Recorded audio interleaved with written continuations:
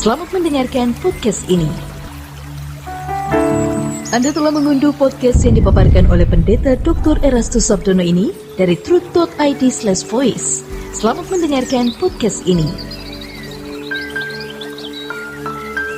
Shalom, kebenaran hari ini tanggal 26 November 2022 bertema Ada di Hati Tuhan. Keinginan-keinginan apapun harus bisa kita buang.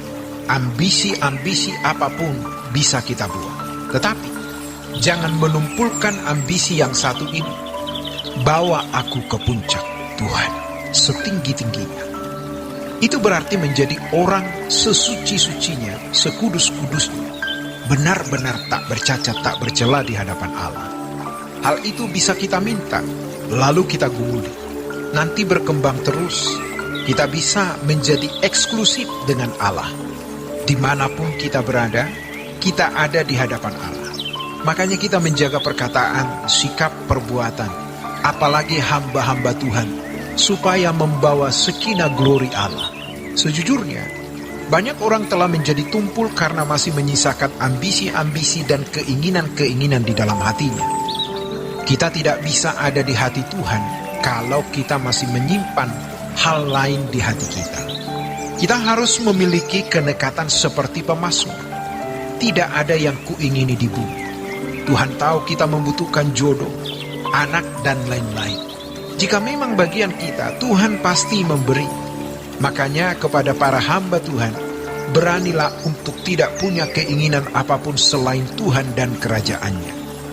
Sebab ketika kita meninggal dunia, kita juga tidak membawa apa-apa. Bagi yang muda-muda, kematian pun bisa menjemput setiap saat. Makanya Tuhan berkata, kamu harus bertobat. Matius 18 ayat yang ketiga. Dan menjadi seperti anak kecil. Bukan kekanak-kanakan, bukan childish. Seperti anak-anak. Dalam bahasa aslinya, paidion. Anak usia 7-14 tahun, usia efektif dididik. Irama hidup dan selera jiwa kita sudah terlanjur salah. Kita punya refleks tersinggung. Apalagi yang suka bohong, suka berpolitik, refleks bohongnya cepat sekali. Cerdik kalau berbohong. Tuhan berkata, berjuanglah masuk jalan sempit. Ini memang tidak mudah. Kita harus fokus ke sini. Tuhan menghendaki kita berjalan dengan Dia. Tetapi Tuhan tidak akan berjalan dengan orang yang masih mendua hati.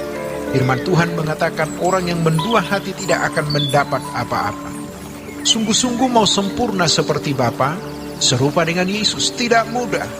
Memiliki kerinduan menjadi bulat utuh tidak mudah.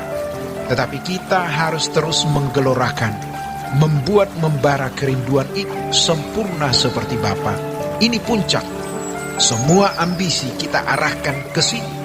Kita hidup sejenak di bumi.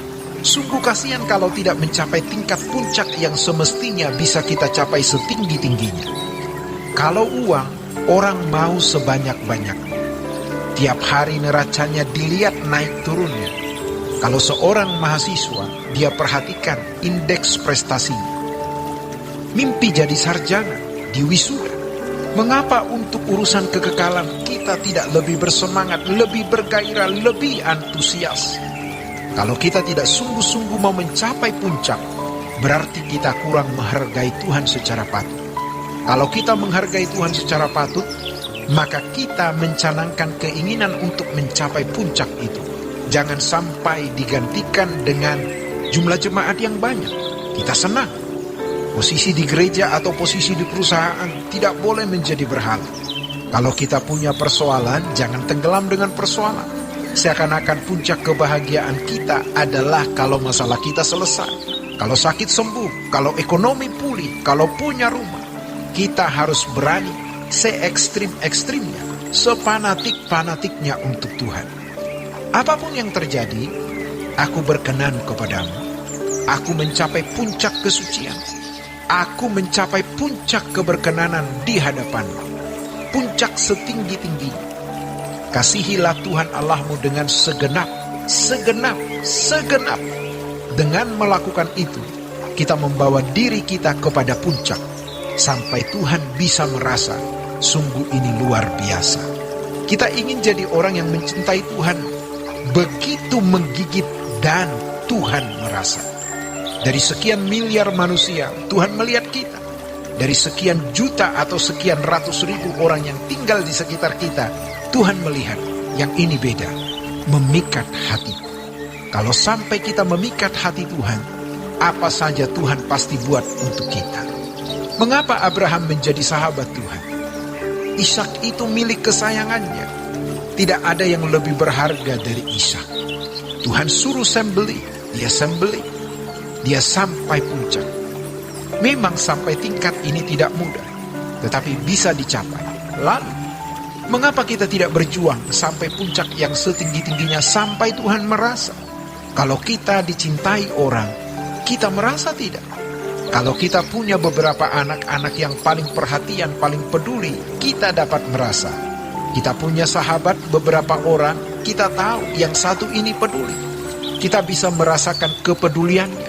Tuhan merasa tidak kalau kita mencintai dia. Jadi kalau Tuhan berkata, kasihilah Tuhan Allahmu dengan segenap hatimu, segenap jiwamu, akal budimu, kekuatanmu, itu artinya bawa dirimu ke puncak. Puncak kesetiaan, puncak kesucian, puncak kesempurnaan. Itulah bentuk sikap hormat kita kepada Allah. Karena kita memandang tidak ada yang lebih bernilai dari mengasihi Tuhan dengan segenap. Itu yang membawa kita kepada puncak, dan hal itu memuaskan hati Allah. Demikianlah kebenaran hari ini. Tuhan Yesus memberkati. Sola Gracia.